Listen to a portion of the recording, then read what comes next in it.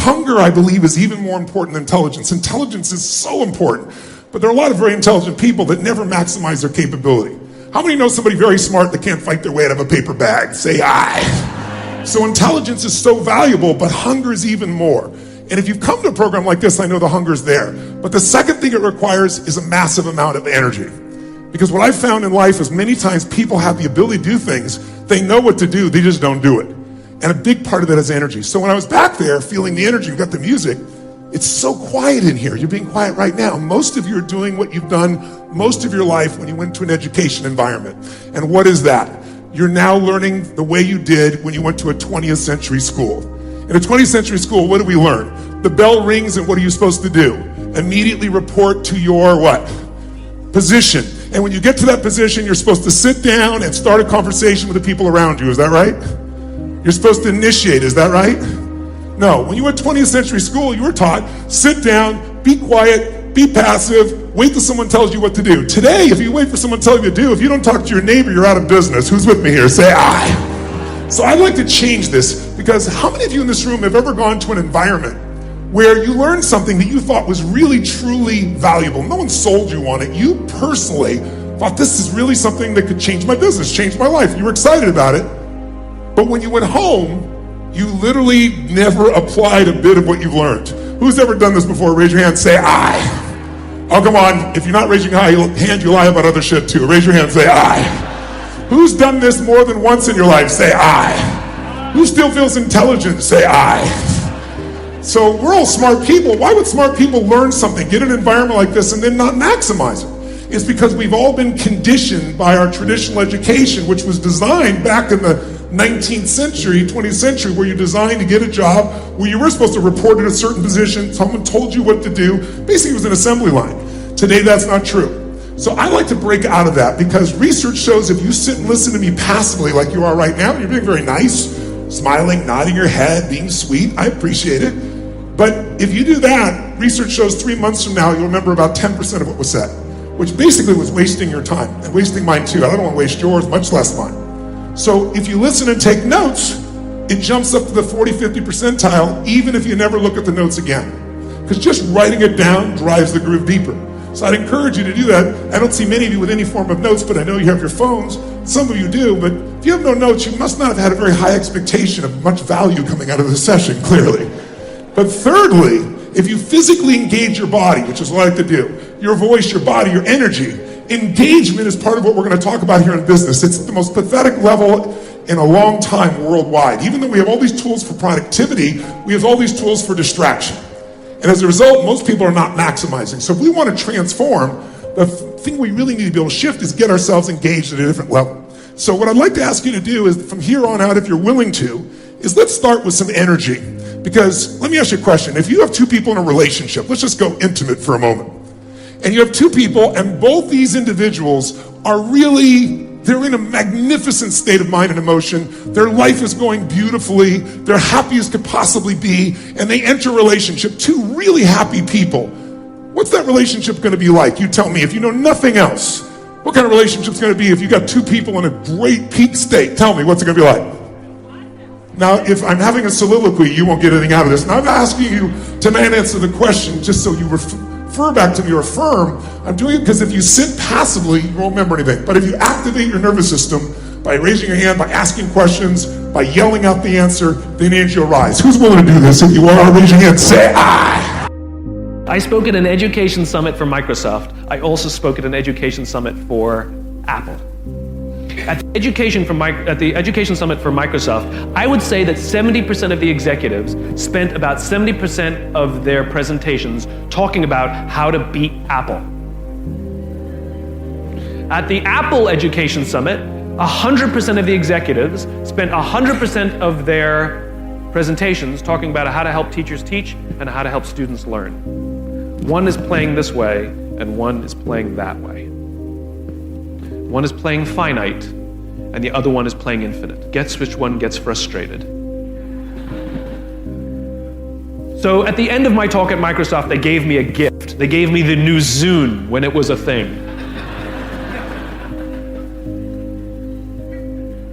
And let me tell you, this thing was spectacular. It was the most elegant piece of technology I'd ever used. The user interface was incredible. The design was spectacular. I absolutely loved it. It was easy to use, and it was bright and gorgeous and fantastic. It didn't work on iTunes, which is a different problem, so I couldn't use it, but it was amazing. And elegant. My God, it was elegant.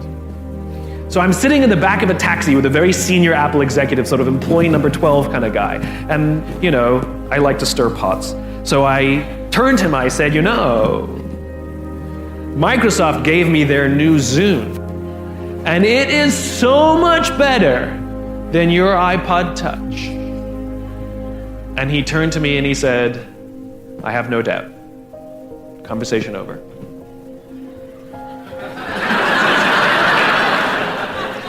Because the infinite player understands sometimes you're ahead and sometimes you're behind.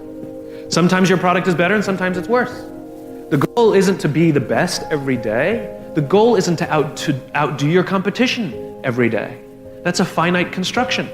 If I had said to Microsoft, I've got the new iPod Touch and it's so much better than your Zune, they would have said, can we see it? What does it do? React, react, react, react. Finite players play to beat the people around them. Infinite players play to be better than themselves. To wake up every single day and say, how can we make our company a better version of itself today than it was yesterday? How can we create a product this week that's better than the product we created last week? We also have to play the infinite game. It's not about being ranked number one. It's not about having more followers on Twitter than your friends. It's not about outdoing anyone. It's about how to outdo yourself. It's not about selling more books or getting more TED views than somebody else. It's about how to make sure that the work that you're producing is better than the work you produced before. You are your competition. And that is what ensures you stay in the game the longest. And that is what ensures you find joy. Because the joy comes not from comparison, but from advancement.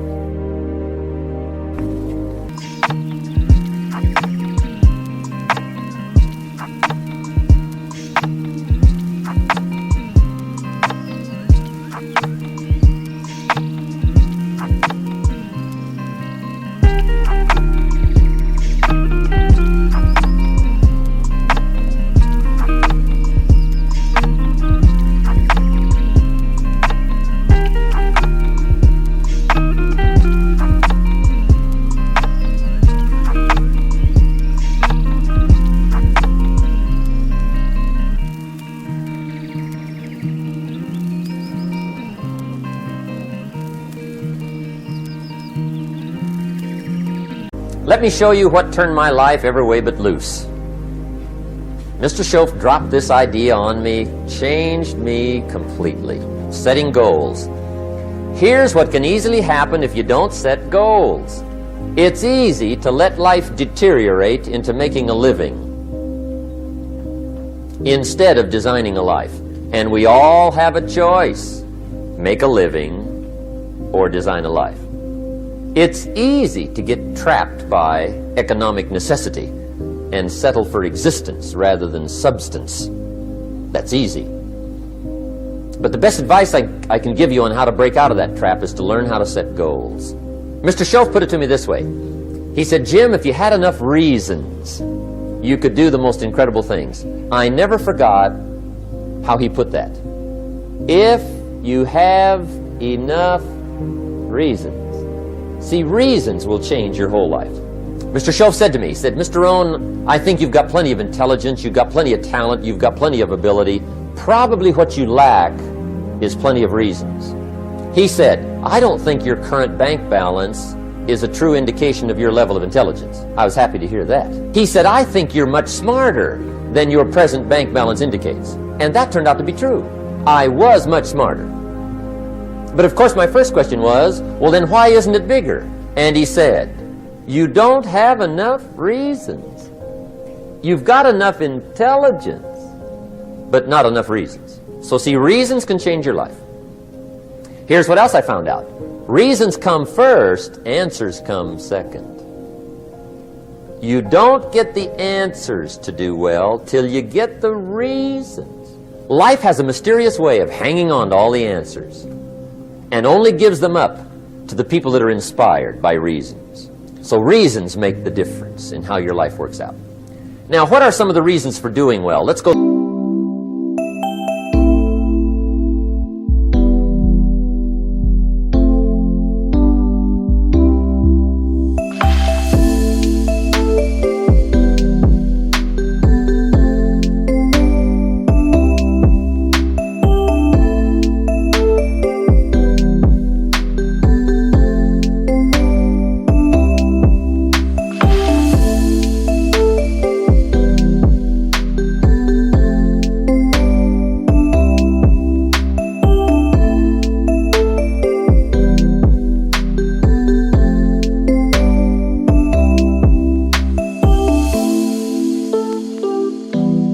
Through a quick list called Reasons for Doing Well. First is personal reasons. Some people do well for recognition. Some people do well for respect.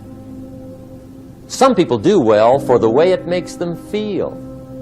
They love the feeling of being a winner. Those are good reasons. I have some millionaire friends that keep working 10, 12 hours a day, making more millions. And it's not because they need the money. It's because they need the joy and the satisfaction and the pleasure that comes from being a constant winner. And see, it's not just the money anyway. It's the journey, not the money. Once in a while somebody says to me, boy, if I had $1 million, I'd never work another day in my life. That's probably why the good Lord sees to it they don't get their million, right? They'd quit. They'd quit.